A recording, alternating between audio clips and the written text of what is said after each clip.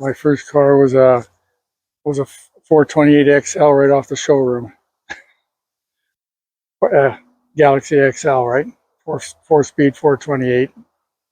Then when I came out to BC, I traded that off on a Trino Cobra, and I had an El Camino for a while, and then kind of got rid of all that stuff, and then just slowly started buying this stuff as I found it and fixing it up. Over the years, Glen has amassed quite the collection. FOMOCO biased, but a large collection nonetheless. There's lots of really cool stuff in here, like this 390 Mustang, this 2010 Shelby, and this Ford Fairlane 500 with a 428 in it. I'm Steak, and this is Not For Sale. Wanted to make a cab, so one came up for sale and got not a bad deal on it. So I bought it and slowly got talked into putting twin turbos in it and a TV in the back seat, and so it's running quite a bit of horsepower. It's quite fast. And clean. This thing's lifted, it's got tires and wheels. He's done a lot of little personal touches just to make it his own. Probably the only heavy-duty truck with a wing you'll ever see. Watch this. Glen didn't stop there either. The interior has been converted to a Laramie spec type trim. Doesn't have heated seats, but it's leather. He's added some aftermarket gauges to keep an eye on things. It's got an aftermarket stereo. I mean, what more could you want? This is probably the Cadillac of HD trucks. The Mega Cab was introduced in 2006 and was available in 15, 25, and 3500 variants. Next, let's have a look at Glen's favorite car. Probably the Trino. It's a kind of a fairly fun to drive, but not for long trips. This one's a 1970 Trino Cobra 429 4-speed car. It was sitting up in Tonto drilling there for years and years and years, and I bought it off a buddy of mine and restored it. And it's not really a true paint job yet. It's kind of done in just a primer type paint, but it's good enough for me for now. 1970 is the first year of the second generation, which was the first major revision since the Torino's inception in 1968. The Torino came in a few different styles like wagon, sedan, and two-door. This particular car is a sports roof, which was the only option on the Torino Cobra.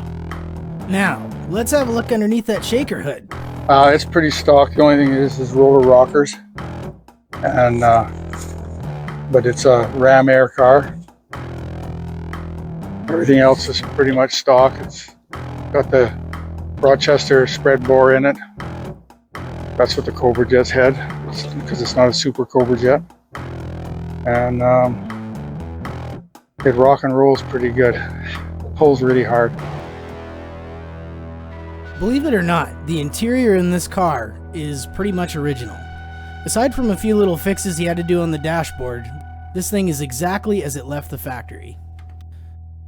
And now let's turn our attention to the rarest bird in the flock, the 1969 Dodge Charger Daytona. And the story of how Glen came to own this car could never happen today. I decided to trade my 74 Dodge Dart. I traded it straight across for it back in the day. And away I went. I did some total restoration on it. Pretty reasonable back in the day, and that's what it is now. 503 of them made, and this one here is a 440 automatic with white interior, which makes it a little rare. And I painted black. It's supposed to be R4 red, but I just like black and didn't think it was going to be worth any money down the road. Well, we all make mistakes.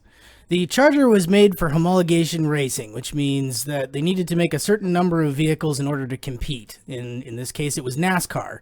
The thing is, these things sold so poorly back in the day that dealers were actually taking off the front cone and the wing just to get them off the lot. In this case, rare does mean valuable. The interior stock white, and it's got the automatic, of course. It's got the 150 mile an hour speedometer in it. Everything's new except the armrests, which are in the trunk, new ones. I have some of the original stuff, the original air cleaners in the trunk, but this one's a dual snorkel. It's a 440. They're I think they're 375 horse. They're rated at. A lot of new stuff on it. The right manifolds. It's an engine match, numbers match motor for the car, the serial number. As you can imagine, keeping up with a collection of this size is both time-consuming and costly. And you might be wondering, what is the future of Glen's collection?